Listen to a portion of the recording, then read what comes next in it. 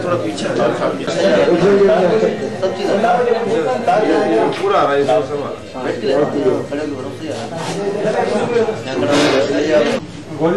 ہے. بسم اللہ الرحمن الرحیم والتین والزیتون لقد خلقنا الانسان اسفل سافلین الصالحات فلهم اجر غیر ممتن علیہ صدق اللہ کو جناب امام الدین شوقین صاحب محمد صاحب دیگر مہمانوں کو تہ دل سے اس کلب میں آمد میں خوش آمدید اپنا تعارف کرا دیں تو یہاں کے پیش کے ساتھ امام الدین شوقین صاحب، محمد فاطری صاحب، قریشی صاحب، واب ملک صاحب، فقیر محمد فاطری اساں کے فقرہ اس کلب جا اعزازی ممبر ہیں. اساں جو سلسلو روبرو پروگرام جو شروع کیا سوں اساں جو چاہیے سوں اساں جو ہر دل عزیز اساں کا ان سلسلے میں تاں کا سوال کا تاں کے آگاہ کریں چھوٹی وقتاً بوقتاً تاں پر شہر. اس کے بعد میں محترم جناب قمر الدین ملک صاحب ہمارے سینئر صحافی ہیں، پریس کلب کے جنرل سیکریٹری ہیں، ان سے درخواست کروں گا کہ اپنے خیالات دیں. صورت حال ایسی ہے کہ وقت بھی بہت زیادہ ہو گیا ہے. دوست کافی وقت سے آپ کا انتظار کر رہے تھے، ہمیں کرا کے دیا تھا. تو ہماری خواہش تھی کہ اللہ شکر ہے کہ بھائی کے نام پہ چلانے کی کوشش کر رہے ہیں اور اس سے تمام صحافی حضرات جو ہے مستفید ہو رہے ہیں. آج ہماری بھی یہ خواہش ہے کہ آپ اس کلب کے چونکہ اعزازی مہمان ہیں اور اس کے مسائل سے آپ خود بھی واقف ہیں، ہمیں بولنا رکھا ہوا ہے کہ اپنے آنے والے مہمانوں کو سندھ کا روایتی نشانی یا مہدی حسن پرمر صاحب آپ کی باری ہے. بھائی ادھر تھوڑا 2 منٹ کھڑے ہوئے جائے آ جائے. 1 منٹ شاید ایک سیکنڈ شاہ نواز باغانی صاحب. 1 منٹ شاہنواز 1 منٹ. ان کی زندگی ایک بہت مسلسل کا نام ہے اور مزید ان کی سوچ کو یہاں بڑھتی اور پروان چڑھتی نظر آتی ہے. انہوں نے وہاں باحیثیت ادارہ پریس کلبوں کی سرپرستی بھی کرتے نظر آتے. رحمان میموریل کو آ کے خودکش حملے بلوچستان کے اندر علیحدگی کی تحریکیں سر اٹھا رہی ہیں اور سندھ کے اندر ایک بار پھر پاکستان توڑ کے نعرے بلند ہو رہے ہیں. تو ایک طرف سپریم کورٹ 287 صفحات پر این آر او کے ذریعے پاکستان کی قیادت کے مکروہ چہرے بے نقاب کر رہی ہے. اس ساری صورتحال کے اندر پاکستان کے عوام اور پریس جو ہے امام الدین شوقین شکریہ ادا کروں گا میں. اس کے ساتھ ساتھ میں آپ کے توسط سے، میڈیا کی توسط سے حضرت پیر صاحب اسٹیٹس دلایا اور پھر کچھ دنوں کے بعد مجھے مائنز اینڈ منرل کی محکمہ ہے. اس کے 2 فنکشن ہیں. ایک تو یہ کہ سندھ میں تقریباً آپ کو یہ میں بھی بتاتا چلوں کہ ہمارے یہاں سندھ میں سب سے زیادہ اللہ تعالیٰ نے قدرت گیس ہمیں تقریباً جو پورے پاکستان میں پروڈیوس ہوتی ہے اس کا 75% جو ہے سندھ میں نکلتا ہے. اسی طریقے سے آئل جو پورے پاکستان میں نکلتا ہے اس کا بڑا حصہ تقریباً 63% ہمارے سندھ سے پروڈیوس ہوتا ہے. اس کے علاوہ قدرت نے ہمیں 175 بلین ٹن کے جو ہے کول کے ذخائر دیے ہیں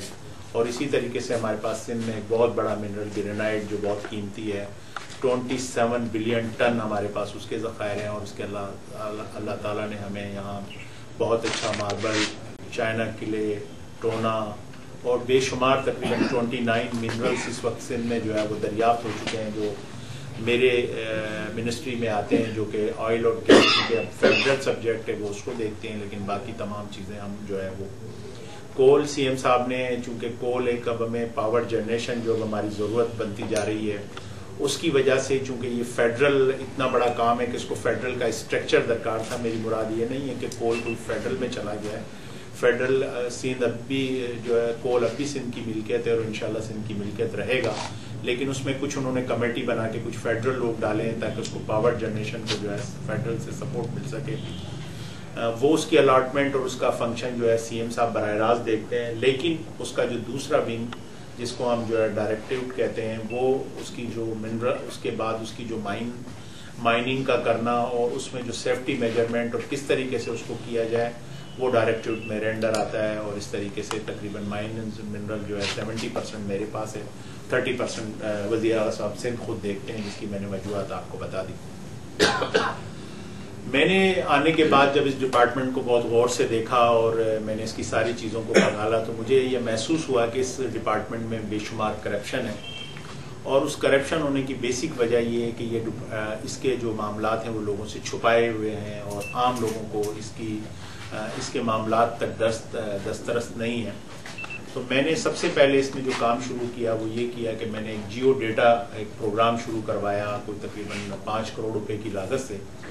جس میں ہم اس محکمے میں تمام جتنے بھی ہمارے پاس منرلز ہیں ان کی کتنی تعداد ہے، وہ کہاں کہاں پائے جاتے ہیں، ان کی کیا کوالٹی ہے، کتنی کوانٹٹی ہے، کن کن لوگوں کو اب تک محکمہ لیزز دے چکا ہے، کون کتنا ریونیو دے رہا ہے، کہاں سے ہمیں کتنی آمدنی ملتی ہے، کون سے علاقے ہمیں خالی ہیں، کس سیکٹر میں ہم جو ہے مطلب یہ کہ لوکل اور فارن انویسٹرز کو ہم مدعو کر سکتے ہیں، کیا ہمارے ساتھ مسائل ہیں، کس جگہ ہم لیٹیگیشن میں. یہ تمام پکچر میں جو ہے میں چاہتا تھا کہ چونکہ اب میڈیا اتنا اس ملک کا جس طرح ہم کہتے ہیں کہ چوتھا ستون ہے، اور وہ جتنی اویئرنیس اور لوگوں کے مسائل جہاں حکومتیں ادا کرتی ہیں وہاں اب میں سمجھتا ہوں کہ وہ وقت آ چکا ہے کہ پریس اس میں ایک بہت بڑا رول ادا کر رہا ہے. چونکہ پہلے باتیں جو ہے وہ لوگوں کو نہیں پہنچتی، آج جو ہے چند لوگوں میں اگر کوئی بات واقعہ شدادپور میں پیش آتا ہے تو پوری دنیا گلوبل میں اس کی جو ہے بات پتہ چلتی ہے اور حکومتوں کے ایوانوں میں بھی وہ چیز پہنچتی ہے. تو اس کی وجہ سے جو ہے بے شمار مسائل بھی جو ہے حل ہوئے ہیں. تو میں نے بھی یہ سوچا کہ ہم اس کو جو ہے وہ مطلب یہ کہ کمپیوٹر پہ ڈالیں، نیٹ پہ ڈالیں، تاکہ تمام دنیا میں اس کی جو ہے مطلب یہ کہ اس کی جو ہے پہنچ ہو. آسٹریلیا کے اندر اگر کوئی پاکستانی بیٹھا ہے وہ یہ دیکھنا چاہے کہ سندھ میں معدنیات اور مائنز اینڈ منرل کے حوالے سے کیا کام ہو رہا ہے تو اس کی نالج ہونی چاہیے.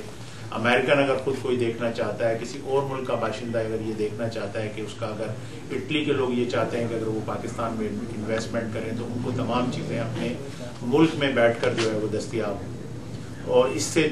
دوسری میرا نظر یہ تھا کہ میں اس میں کرپشن بھی تاکہ ختم ہو جائے اور لوگوں کو یہ بھی پتہ چلے کہ جی ہے کس سیکٹر میں وہ لیزز اپلائی کر سکتے ہیں، کس طریقے سے کر سکتے ہیں.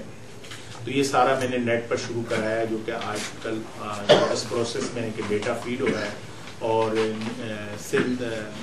منرل مائنز اینڈ منرل کی اگر آپ ویب سائٹ پر جائیں گے تو یہ چیزیں آپ کو ہر روز آپ محسوس کریں گے کہ یہ اپڈیٹ ہوتی چلی جا رہی ہے، اور انشاءاللہ ود ان 3 months آپ کو یہ تمام ڈیٹا اس پر اویلیبل ہوگا.